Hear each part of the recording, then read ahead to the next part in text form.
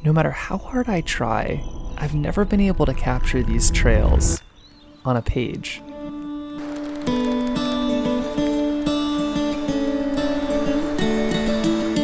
Growing up dyslexic, I really struggled to express myself through reading and writing. My page was so full of spelling errors no one could really see the story. But even as a kid, I always felt understood outside, on trails. It was like a different language out there. It told a story so big you'd never be able to fit it in a book. I sketched, filmed, and photographed following trails and the people on them all across the globe. But no matter how much I filmed, it never felt like I could capture that big story.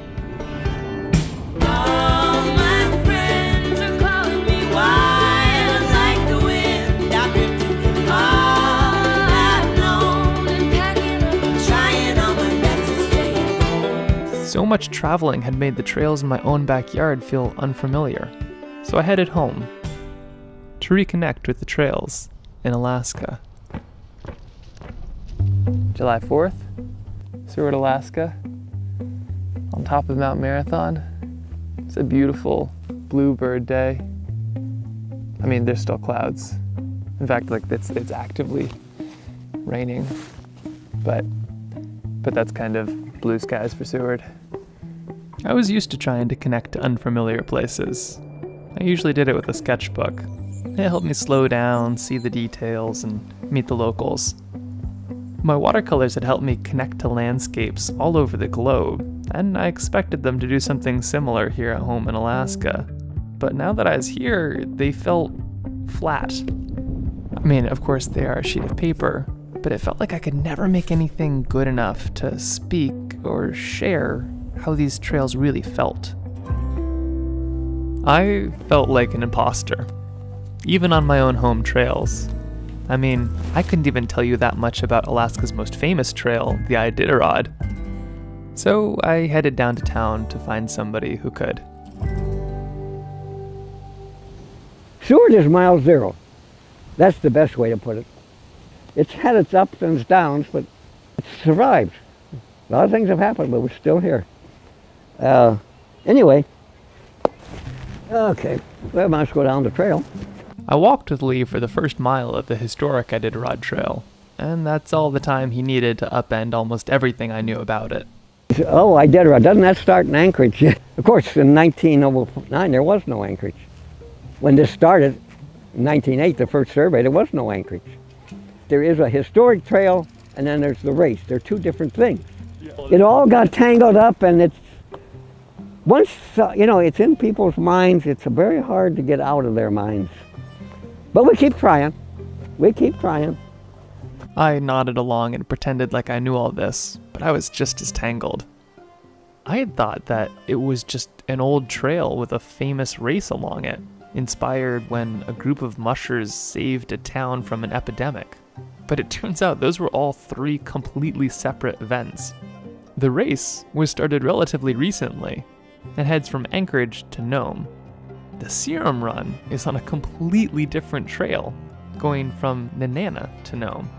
And the Historic Iditarod Trail, well, that happened before all of them, going from Seward through the town of Iditarod. In the winter, it was a winter trail. I gotta stress that, it was a winter trail. When the ice broke up, everything went by boat. You could carry a lot more in a boat than you can on a dog sled. So if the original Iditarod Trail started in Seward, where was it? I was just about to drive the 150 miles back to Anchorage, but I don't remember hearing about anybody being able to take a trail there. Well, they say you can go from there 20 miles, you should be able to get into Girdwood. Oh, okay. I can't guarantee it, that's what we've been told. Don't do much of that anymore. I mean, blazing the trail is easy. Making it into a real trail, you know, permanent, usable, safe, it's a lot of work. And it costs a lot of money. I couldn't stop thinking about the pieces of this old trail. And what if I was able to connect them in one trip? would I still be able to feel the story of the Iditarod Trail from a century ago? Or was it gone?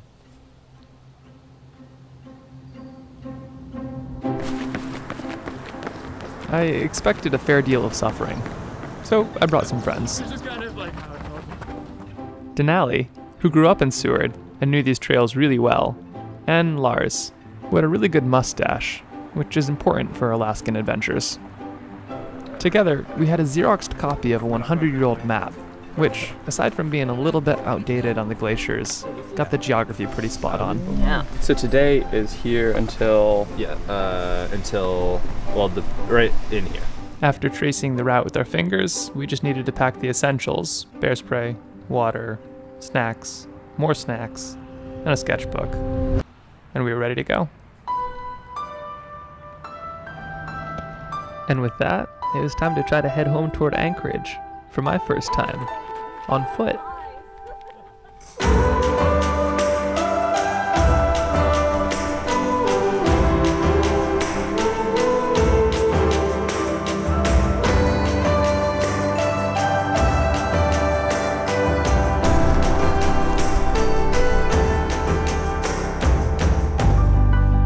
It felt good to be home on Alaskan trails, where you had to laugh and talk extra loud as not to startle bears. But all too soon, these familiar, well-maintained trails ended. So this is the old trail down here. This is what it's going to be? Mm-hmm. Interesting. Oh yeah, those lines are always, they always make it look easy. Before leaving Seward, I spent some time with Dan Seavey at his kennel. Dan helped start and race in the first Iditarod race, but he also knew a whole lot about this trail. In fact, a lot of the blazes we were following were put up by him and the Trailblazers. Yeah, that's an official emblem, yeah. I guess I've been around a long enough that time now, so I'm supposed to know something about the past. But a lot of it, of course, has to do with the Iditarod Trail, the Iditarod National Historic Trail. Most of it long disappeared. It was reclaimed by nature. Airplanes had taken over where the dog teams used to haul things in and out. You know, they never thought there was any other way to do this stuff. I mean, what they had, of course, was, I guess, a curiosity and a drive. And I think that's why it's so important to keep our hand in the past, so to speak. And one of the ways to do it is a trail. When Congress was considering the Iditarod for historical designation, it didn't necessarily mean that there would be an actual trail. In fact, a good chunk of the southern trek is under highway, and so Dan fought hard for a parallel route to be created, one that you wouldn't have to travel in a car. It seemed kind of like a steep ask, a whole new trail next to the old one. But compared to the portion of the Iditarod Trail I had traveled in a car, this section seemed alive. It certainly wasn't the fastest way to get from point A to point B, but at this pace, you could see the details that made this area so special. You could actually smell the flowers.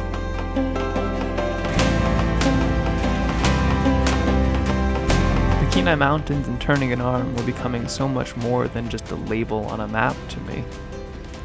It might have been a steep ask, but Dan was successful, and a parallel route was approved. Now the Forest Service and the Trailblazers would be able to try to connect this trail with education, shovels, and little yellow blazes. That provided the impetus, the kind of kick in the pants that we needed to get something really happening. And it is happening. I'm more encouraged now than I have been for 40 years on this thing. It's actually, we're doing something.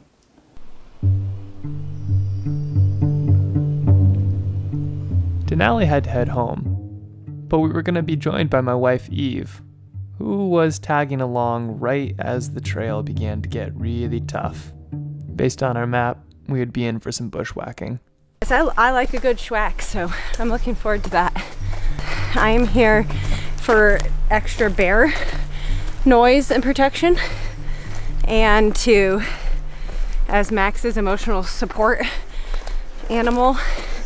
Lars was fine, but I could use the support as my tired legs slowly dragged us toward the section on the map labeled NB. NB, no bridge. And that could mean that there's no bridge, but it's not a difficult crossing, or it could mean that there's like a 50-foot deep gorge. There's a chance that it wouldn't be that hard. No, it won't be easy. Forest Service has identified 32 bridges that are necessary between here and Turnagain-Arm. And you got to plan to get your feet wet, but there should be enough of it there so you don't get lost. We were bushwhacking through every other section of trail, and it felt like we were actually running on the map's dotted line. And right back out.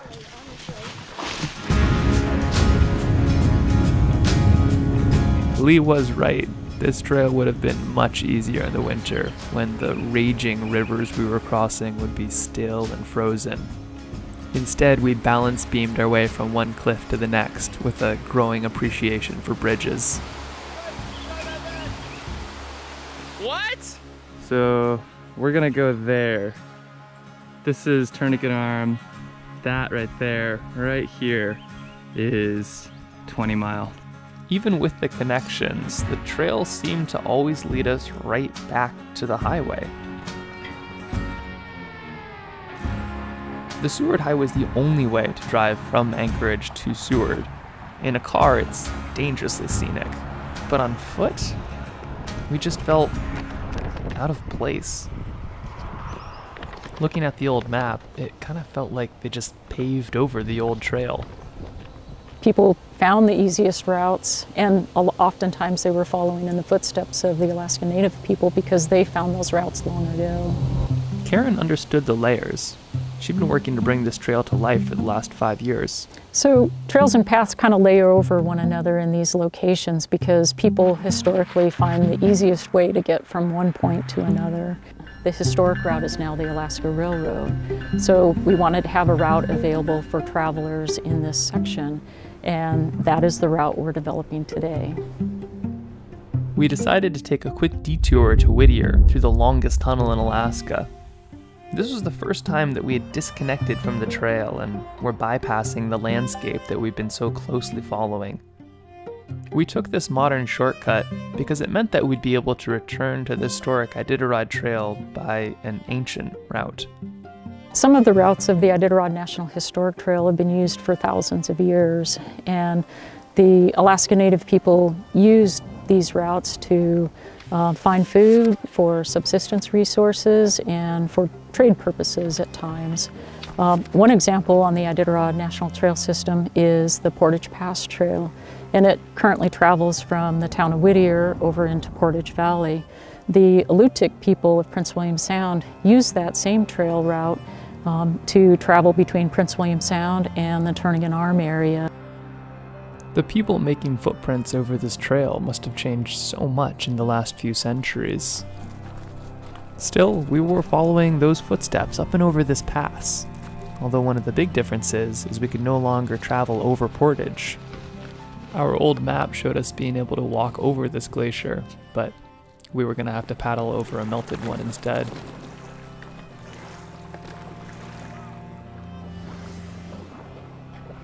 It felt like the only constant in this giant landscape was the path that people had used to get here. Yeah, you become more deeply connected because you learn and you kind of connect to the people that traveled long before you and try to understand and think about what kind of experiences they had on the trail system, which might have been a little different than the one that you're experiencing today. For so many years, this trail had led people around these mountains, and now a highway led people straight through them. But we were still following that old thread. It tells a story of how people moved through the landscape and the activities they did on the landscape. One of the challenges we face with the Iditarod National Historic Trail is that the trail is not fully built yet. And so we have about 115 miles of existing trail between Seward and Crow Pass, and that includes winter routes and summer routes. but we have 47 miles that are not built yet, including 24 bridges. When it was sketched out, it was pretty simple. All we'd have to do was squelch our way through a swamp, some alders, and some spiky plants called Devil's Club, and hopefully make it to some bridge where the trail would pick up again. Not a whole lot of trail in sight. It's beautiful. This is a nice trail right here. Look. Well, that's because Lars made that. As we headed deeper, we soon lost cell phone service and any hint of a trail. I really think that trails can provide people such an amazing way to kind of find themselves and kind of get away from the modern conveniences and modern busyness and kind of relax and slow down and really experience this. This was beginning to look a bit like a nightmare. The mosquitoes had found us, but with no hint of a trail, we were beginning to feel very, very lost. These all mean swamp.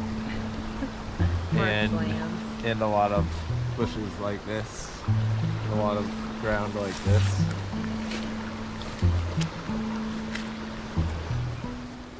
With no trail, the thick alders had grown up and forced us to the river. I felt cold and soaked, like my soggy sketchbook. In the alders, we were moving a blistering fast pace of 3 hours per mile, and at that rate it would take days to get to that bridge. We were getting desperate, willing to try anything, including catching a ride from a passing boat. But even a boat could only go up so far, and soon we were back to slogging through these alders, searching for that trail.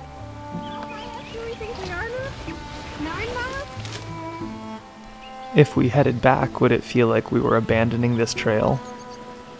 Every step forward, we got a little bit colder and a little bit further away from help. To respect the trail, we decided to leave it. Backtracking through the alders until we reached the river, our one-way trail home. But now that we were heading home, it didn't feel like we were abandoning anything. This trail wasn't going to go anywhere. And this time, we'd actually follow Lee's advice about the boat.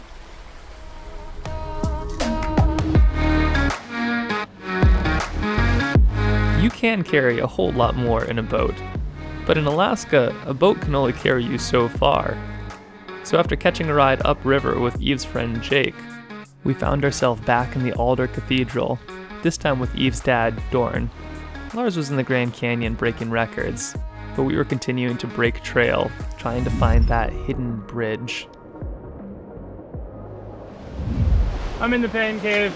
It's not actually a pain cave, it's just kind of like the devil. Oh! Yeah, but our children won't be. Oh. Ow. We were receiving an in-person lesson on the 5 levels of bushwhacking. But before we discovered what the 6th level was, we stumbled right upon that bridge.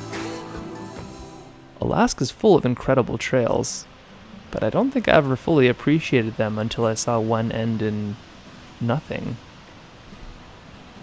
A chain breaks with one link, and I guess the same goes for trails. Fortunately, the broken section of trails were all behind us now. Ahead of us, we only had well-packed trails with amazing views, leading us to the steepest part of the journey, Crow Pass. I go way back with Crow Pass. In fact, it was one of the first hikes I ever did when I moved to Alaska. I never actually made it to the top then. Bad weather had rolled in, and I wasn't able to make it over the pass to see the valley and the glacier beyond. But now, I was going to be able to come full circle and finally be able to see that big picture.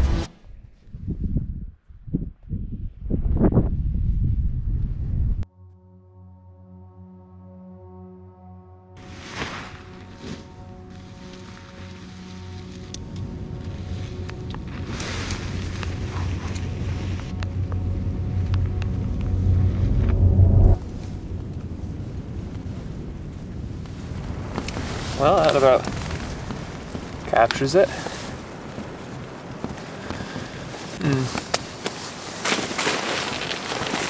This is it. This is beautiful Raven Glacier. Kind of missing the glacier. I can hear it out there. I can hear it. Just the like constant rush of the water under the glacier. And now, oh wait, that might be it, hold on.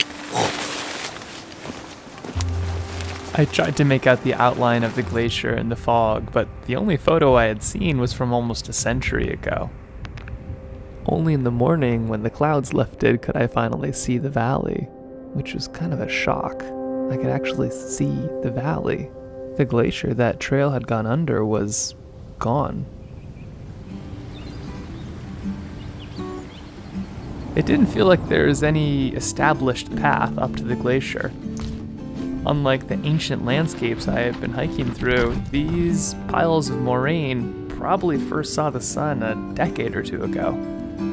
With Raven Glacier on the run, I was basically walking over fresh topo lines.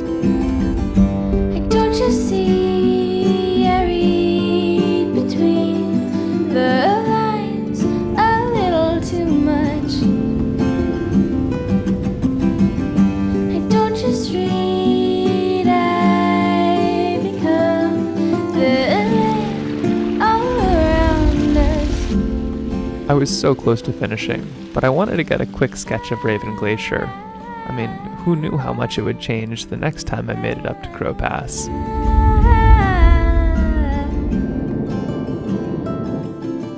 As the glaciers retreated, it's dropped all sorts of things.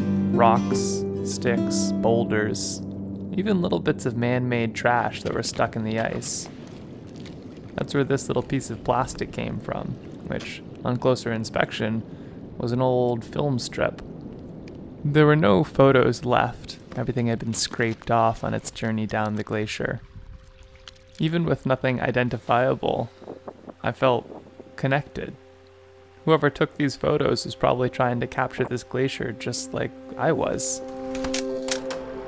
In fact, they'd probably come up from Crow Pass, following the exact same path. It made me think of everybody who had come on this trail before me, just layers and layers of stories. And all of a sudden, something clicked. I've been chasing trails all over the world, trying to find that story that would finally be able to express the way trails make me feel. But maybe I've been looking at it backwards.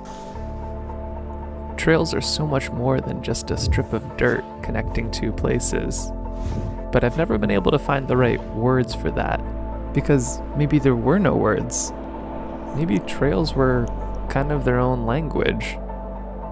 It didn't use letters or sentences, but it still connected people to something bigger. And maybe if I stayed still just a little bit longer, I'd be able to understand a bit more of that story. And so that's what I did. I sat, and I sketched, and I listened. Instead of seeing the world change from the trail, I began to see the world change around it.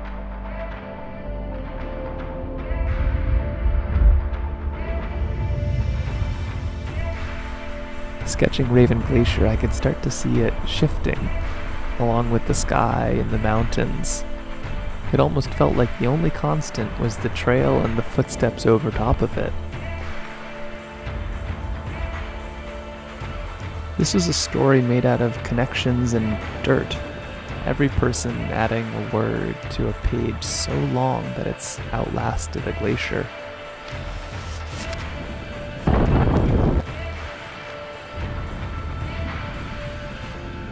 I'll never be able to capture this trail on a page, but I'm excited to connect a few more footsteps to its story, as people have for so many centuries before.